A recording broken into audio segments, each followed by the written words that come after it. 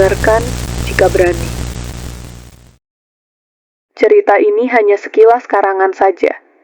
Apabila ada kesamaan waktu, latar tempat, dan nama tokoh, tidak ada unsur kesengajaan sama sekali. Selamat menikmati. Ini dia cerita hantu penumpang ojek online Kota Baru. Aku ini seorang driver ojek online. Biasa narik malam karena lebih sepi dan cuannya lebih banyak. Malam itu, aku seperti biasa duduk di depan warung kopi kecil di pinggir jalan Kota Baru. Sambil ngopi dan cek aplikasi. Jam sudah hampir tengah malam. Tapi aku tetap standby. Siapa tahu ada orderan. Mas Bayu, hati-hati ya malam Jumat loh. Kata Bu Sari, pemilik warung kopi, sambil menyapu lantai warung. Aku cuma senyum tipis sambil mengangguk. Kota Baru memang dikenal punya banyak cerita mistis. Tapi aku nggak terlalu peduli. Namanya kerjaan, ya harus dijalanin kan? Sekitar pukul 11.30 malam, notifikasi di ponselku berbunyi. Ping, ada orderan masuk. Penumpang ini minta dijemput di dekat Taman Kota Lama, arah selatan. Lokasinya agak sepi, karena taman itu udah jarang dikunjungi orang, terutama malam-malam. Aku sempat ragu, tapi akhirnya kupikir, cuma antar, paling cuma 20 menit. Aku melajukan motor ke titik jemput. Jalan menuju taman itu gelap, cuman diterangi lampu jalan yang jaraknya berjauhan. Sampai di lokasi, aku melihat seorang perempuan berdiri di bawah pohon besar. Dia memakai baju putih panjang, rambutnya tergerai menutupi sebagian wajahnya. Permisi mbak, ini orderan atas nama Dina ya? Tanyaku sambil memastikan. Perempuan itu hanya mengangguk pelan tanpa berkata apa-apa. Jujur, dia terlihat agak aneh, tapi aku nggak terlalu mikir macam-macam. Dia naik ke motorku tanpa suara. Mbak, mau kemana tadi? Ke arah stasiun kota kan? Tanyaku lagi. Kali ini dia menjawab pelan, suaranya hampir seperti bisikan. Iya mas, stasiun kota. Di tengah perjalanan, aku merasa ada yang nggak beres. Motor jadi terasa lebih berat dari biasanya. Seperti membawa 2 orang, padahal aku yakin cuma dia yang naik. Ditambah lagi, hawa dingin mulai terasa menusuk. Padahal, malam itu nggak ada angin sama sekali. Aku mencoba tetap tenang. Tapi di dalam hati, aku mulai berdoa agar perjalanan ini cepat selesai. Tapi justru saat itulah, aku melihat sesuatu dari spion motorku. Dari spion, aku melihat sesuatu yang bikin bulu kuduku meremang. Perempuan itu sekarang posisinya bukan lagi duduk biasa. Kepalanya sedikit miring, rambutnya tergerai lebih panjang dari sebelumnya, hampir menyentuh jok motor. Aku mencoba menelan ludah, tapi tenggorokanku terasa kering. Mbak, dingin ya malam ini? Tanyaku mencoba mencairkan suasana. Tapi dia nggak jawab, hanya suara napasnya yang terdengar lebih berat. Aku melirik spion lagi. Kali ini aku hampir menghentikan motor. Wajahnya sekarang terlihat sangat jelas.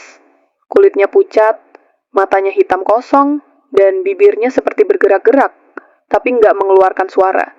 Aku mulai panik. Mas, jalan terus. Jangan berhenti.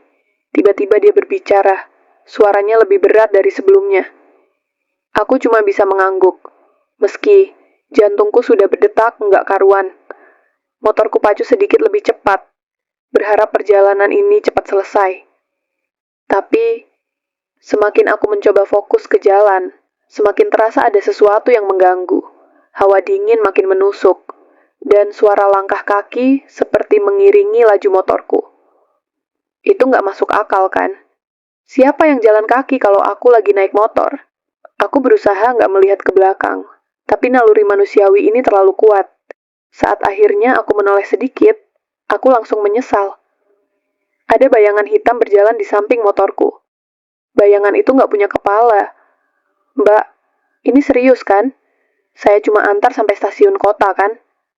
Tanyaku sambil mencoba bersikap santai, meski suaraku jelas bergetar. Iya mas, tenang saja, kita hampir sampai. Jawabnya, tapi nada suaranya makin pelan, hampir seperti bisikan yang mengalir ke telingaku. Setelah beberapa menit yang terasa seperti berjam-jam, aku melihat lampu stasiun di kejauhan. Aku menarik napas lega. Akhirnya, pikirku, Tapi saat aku berhenti di depan stasiun dan menoleh ke belakang untuk memastikan dia turun, punggungku langsung basah oleh keringat dingin. Dia sudah nggak ada. Aku terpaku di tempat. Motor masih menyala, dan aku bisa merasakan deru mesin yang bergetar di bawahku. Tapi tubuhku kaku. Aku menoleh lagi ke jok belakang, memastikan kalau memang benar dia sudah nggak ada. Mbak, tanyaku dengan suara bergetar, tapi nggak ada jawaban. Lampu-lampu stasiun yang biasanya terang terasa lebih suram malam itu. Suasana di sekitar juga aneh. Biasanya banyak orang yang duduk di bangku depan stasiun atau sekadar nongkrong. Tapi malam itu, kosong. Aku mencoba menenangkan diri. Ah, mungkin dia buru-buru masuk stasiun, pikirku. Tapi anehnya, nggak ada suara langkah kaki. Nggak ada suara pintu terbuka. Bahkan nggak ada suara sama sekali selain suara motor. Seketika, HP-ku berbunyi. Notifikasi dari aplikasi ojek online muncul. Perjalanan selesai. Anda telah mengantarkan penumpang. Tanganku gemetar saat membuka notifikasi itu. Wajah penumpangku tadi muncul di layar, tapi kali ini ada sesuatu yang enggak beres. Wajah itu sekarang pucat seperti mayat, dengan mata hitam kosong menatap lurus ke arahku. Astaga, aku hampir melempar HP-ku. Tiba-tiba, aku merasakan angin dingin berhembus kencang. Bau anyir menusuk hidungku, seperti bau darah yang lama mengering. Sekilas, aku melihat bayangan di sudut mata kananku. Ada seseorang atau sesuatu berdiri di dekat tiang lampu. Aku berusaha tetap tenang, tapi perasaan gak enak ini makin membesar. Aku mencoba menghidupkan gas motor untuk cepat-cepat pergi, tapi mesinnya mendadak mati. Berkali-kali aku menekan tombol starter, tapi motor tetap gak mau hidup. Ayo, hidup dong, gumamku sambil panik. Saat itu, aku mendengar suara langkah mendekat, berat dan pelan. Aku langsung menoleh dan hampir pingsan melihat apa yang ada di sana. Itu perempuan yang tadi aku bonceng. Tapi kali ini, dia melayang di udara. Rambutnya menjuntai ke bawah, dan wajahnya penuh luka seperti bekas kecelakaan. Mas, katanya dengan suara serak, kenapa berhenti di sini? Kita belum selesai. Aku mau lari, tapi kaki ini rasanya seperti menancap ke tanah. Tubuhku nggak bisa bergerak. Dia mendekat perlahan, dan aku bisa melihat matanya yang kosong menatap tepat ke arahku. Kembalikan. Katanya, kali ini suaranya menggema, seperti ada banyak orang berbicara bersamaan. Kembalikan apa? Saya nggak tahu apa-apa, Mbak. Aku teriak dengan sisa-sisa keberanian yang aku punya. Dia tiba-tiba berhenti, tepat di depanku. Tangannya yang dingin menyentuh bahuku, dan aku merasakan hawa dingin menjalar ke seluruh tubuhku. Kembalikan aku ke tempat aku mati. Kata-katanya membuat tubuhku lemas. Aku langsung ingat. Di jalan tadi, tepat di tikungan dekat kuburan lama, ada bekas tabrakan. Polisi memasang garis kuning, dan ada bercak darah di aspal. Dia mati di sana, pikirku sambil gemetaran. Aku menggigil hebat, suaranya yang menggema terus terngiang di kepala. Tangannya masih ada di bahuku, dingin seperti es, membuat tubuhku semakin lemas. Dengan gemetar, aku mencoba bicara. Mbak, tempat kecelakaan tadi, itu tempatnya. Dia mengangguk pelan, tapi matanya tetap menatap tajam ke arahku. Tanpa berpikir panjang, aku langsung mencoba menghidupkan motor lagi. Tanganku basah oleh keringat, tapi kali ini mesin motorku menyala dengan sekali coba. Baik, saya antar ke sana, kataku, suaraku hampir tak terdengar karena ketakutan. Saat aku menoleh ke belakang, dia sudah duduk di jok motor seperti sebelumnya. Tapi kali ini tubuhnya tampak lebih jelas. Bukan seperti bayangan samar lagi. Rambutnya kusut, wajahnya masih penuh luka, dan matanya kosong. Aku menelan ludah dan menarik napas panjang sebelum melajukan motor. Jalan menuju tikungan itu terasa lebih gelap dari biasanya. Lampu jalan beberapa kali berkedip membuat suasana makin mencekam. Angin dingin terus berhembus, meskipun malam itu cuaca sebenarnya hangat. Akhirnya aku sampai di tikungan tempat kecelakaan tadi. Aku bisa melihat bekas garis polisi dan bercak darah yang sudah kering di aspal. Di sana, Ada bunga-bunga layu yang sepertinya ditinggalkan oleh orang-orang untuk mengenang korban. Aku berhenti tepat di depan lokasi itu. Mbak, ini tempatnya kan? Tanyaku pelan sambil menoleh ke belakang. Dia nggak menjawab. Tapi tiba-tiba dia berdiri dari jok motor, tubuhnya mengapung pelan-pelan menuju bercak darah di aspal. Aku hanya bisa menatap, tidak berani bergerak. Di situ dia berhenti. Wajahnya menunduk ke bawah, menatap bercak darah itu lama sekali. Hening. Tapi aku bisa mendengar suara tangis pelan yang menyayat hati. Tolong, kabarkan pada keluargaku. Aku hanya ingin mereka tahu. Aku masih di sini. Katanya lirih. Suaranya terdengar jauh seperti di dalam mimpi. Aku tidak tahu harus bagaimana. Tanganku masih gemetaran, tapi aku memberanikan diri bertanya, Mbak, alamatnya di mana? Dia berbalik menatapku. Matanya yang kosong tiba-tiba meneteskan air mata. Dengan jari telunjuknya, dia menunjuk sesuatu di dekat garis polisi. Sebuah tas kecil yang hampir tertutup semak-semak. Aku mendekat pelan-pelan dan mengambil tas itu. Di dalamnya ada KTP, dompet, dan beberapa barang pribadi. Di KTP itu tertera nama dan alamatnya. Sebuah rumah di pinggir kota. Saat aku mengangkat kepalaku untuk melihatnya lagi, dia sudah tidak ada.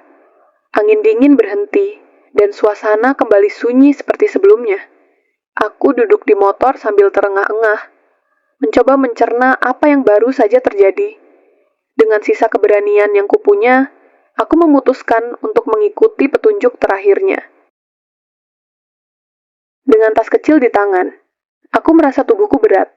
Seperti ada sesuatu yang menarikku untuk mengikuti jalan yang sudah aku pilih. Meski jantungku terus berdetak keras, aku memutuskan untuk mengantar barang-barang itu ke alamat yang tertulis di KTP. Jalanan kota yang biasanya ramai, kini tampak sepi. Hanya ada lampu jalan yang memantulkan cahaya redup di aspal basah. Aku merasa semakin tidak nyaman, seolah ada yang mengawasi. Perasaan itu semakin kuat saat aku mulai memasuki daerah pinggiran kota. Alam sekitar menjadi semakin gelap dan sunyi. Hanya suara motorku yang terdengar. Aku terus melaju, sampai akhirnya aku tiba di depan rumah yang tertera di alamat itu. Rumah itu tampak sudah sangat lama kosong. Pagar besinya sudah berkarat, dan dinding rumahnya terlihat rapuh. Di depan pintu utama, ada papan kayu yang tergeletak, seakan menutupi pintu masuk. Aku berhenti sejenak, mencerna perasaan yang tiba-tiba mencekam. Namun, rasa penasaran lebih kuat daripada ketakutanku. Aku turun dari motor dan berjalan ke depan pintu rumah. Tangan kananku memegang tas kecil itu erat-erat, tak ingin melepaskannya. Dengan suara bergetar, aku mengetuk pintu kayu yang hampir roboh itu. Tak ada jawaban. Aku mengetuk lagi. Kali ini lebih keras. Tiba-tiba, pintu terbuka perlahan tanpa ada orang yang terlihat. Hanya sebuah bau apek dan udara dingin yang keluar dari dalam.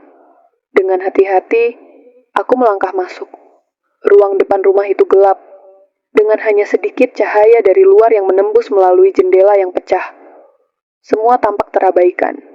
Seperti sudah bertahun-tahun tidak ada yang merawatnya. Halo, ada orang di sini? Aku berteriak pelan, meski aku tahu tak akan ada jawaban. Tiba-tiba, dari dalam rumah, aku mendengar suara seperti langkah kaki. Aku membeku. Suara itu semakin dekat. Kaki-kaki itu menghentak keras di lantai kayu. Tiba-tiba, seorang wanita muncul dari balik kegelapan. Wajahnya pucat, matanya besar, dengan tatapan kosong dan kosong yang familiar. Aku terkejut. Itu adalah wajah yang sama dengan wanita yang tadi menumpang di motor. Hanya saja, sekarang dia lebih nyata. Terima kasih sudah membawa ini, katanya dengan suara pelan, hampir seperti bisikan. Aku menahan napas, bingung dan ketakutan. Siapa kamu? Wanita itu hanya tersenyum tipis dan memandangku dengan mata yang menembus jiwa. Tanpa berkata apa-apa lagi, dia mulai mundur ke dalam rumah. Aku merasa terpaksa mengikuti. Setelah beberapa langkah, Dia berhenti di dekat ruang tamu yang penuh dengan gambar-gambar keluarga. Dengan tangan yang gemetar, aku mengulurkan tas kecil itu. Dia meraihnya dan menatapku sekali lagi. Ini sudah cukup, terima kasih. Tiba-tiba, dia menghilang begitu saja, seperti terhisap ke dalam kegelapan rumah itu. Aku tercekat, tubuhku terasa lemas. Aku berlari keluar dari rumah itu, secepat yang aku bisa. Namun, ketika aku keluar dari pintu, sesuatu yang lebih aneh terjadi. Pintu itu tiba-tiba tertutup rapat, seperti tidak pernah terbuka. Aku berdiri di depan rumah itu, tak tahu harus berbuat apa. Namun, seiring dengan suara langkah kaki yang menghilang, aku merasa seperti ada sesuatu yang sangat berat yang terangkat dari pundakku. Seolah-olah aku telah menyelesaikan sesuatu yang sangat penting, meskipun aku tak tahu pasti apa itu. Dengan gemetar, aku kembali ke motor dan melaju kembali ke jalanan yang sekarang terasa lebih terang. Suasana di kota baru itu perlahan kembali normal, seperti tak pernah terjadi apa-apa. Terkadang kita tidak tahu apa yang sedang kita bantu selesaikan, dan terkadang ada hal-hal yang lebih besar dari yang kita pahami. Tapi yang jelas, ada sesuatu yang selalu mengingatkan kita akan pentingnya mengantarkan sesuatu yang sudah seharusnya sampai pada tujuannya.